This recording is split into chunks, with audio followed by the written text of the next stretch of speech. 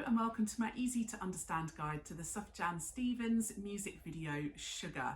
This video is going to focus on media language and representation and is going to be particularly relevant for you if you are studying OCR A-level media studies.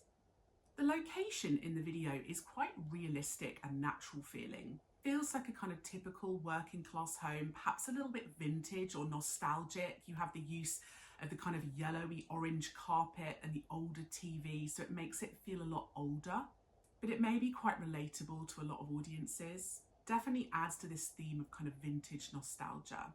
We see images of different people kind of walking, lying in bed.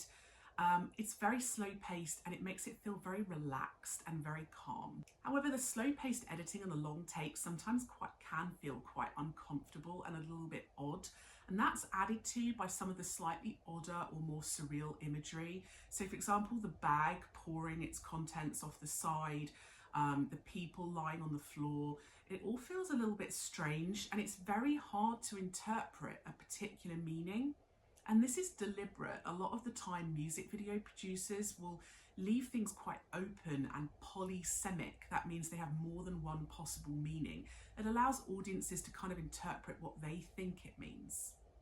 The lighting's quite interesting here. We have the sun coming through the window and the blinds create these kind of images or feeling of bars.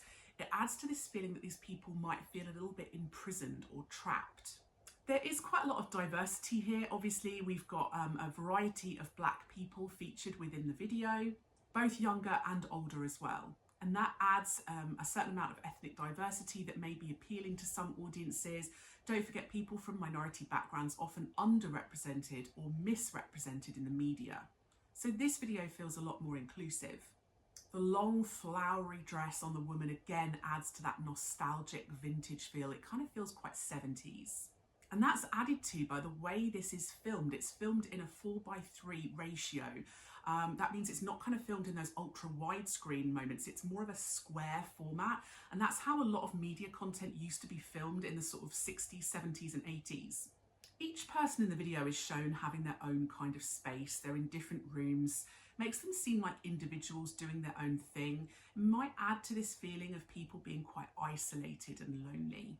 There's some shots of a woman and a child and she looks quite pensive, quite sad, thoughtful. It makes the audience wonder like what it is she's thinking about. And at the same time, we're hearing lyrics about things like, I don't want to do this again.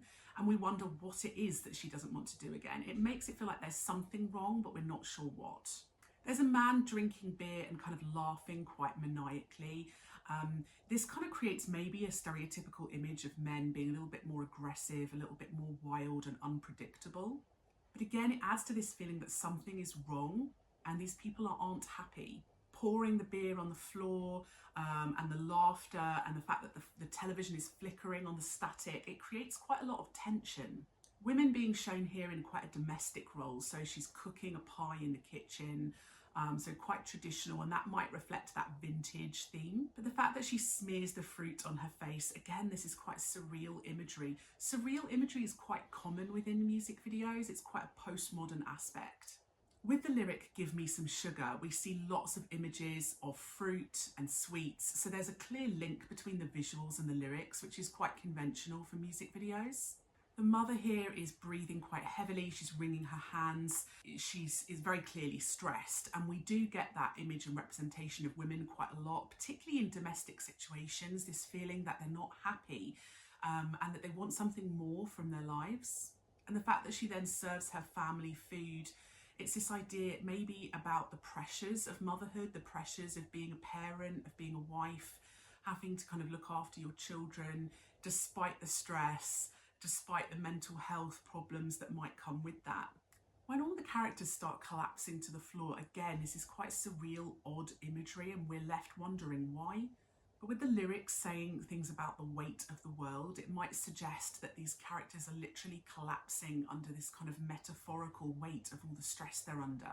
And we get this surreal montage of dancing, kind of contemporary modern dance. It's quite visual, it's quite artistic. And we see this montage of both laughter and silence at the kitchen table, which is quite strange to see both cut together.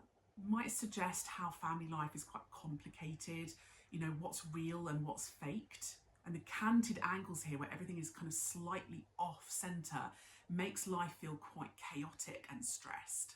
And that stressed theme is added to when we see the different family members throwing things around in different rooms. The stress and the tension boil over as the pace starts to pick up, and we start seeing things like smoke pouring out of the oven might signify stress and problems boiling over into real life.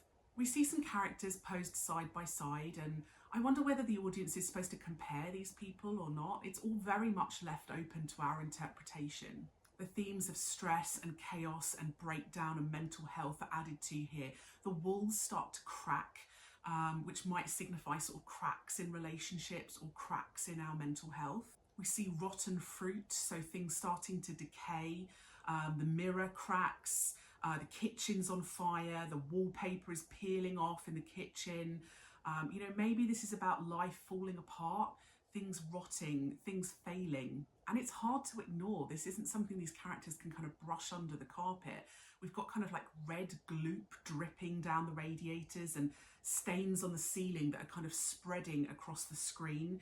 The idea is perhaps that all of this stress is something that can't be ignored, and everything starts coming to a kind of very dramatic head. The mum starts smashing the vase on the floor. She's obviously very angry. We've got doors falling down, curtains falling down, ceiling tiles, the beer, the sugar.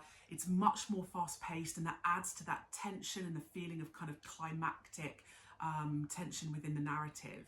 The chandelier falls down and the wall falls down, and it kind of shows that this is just a set.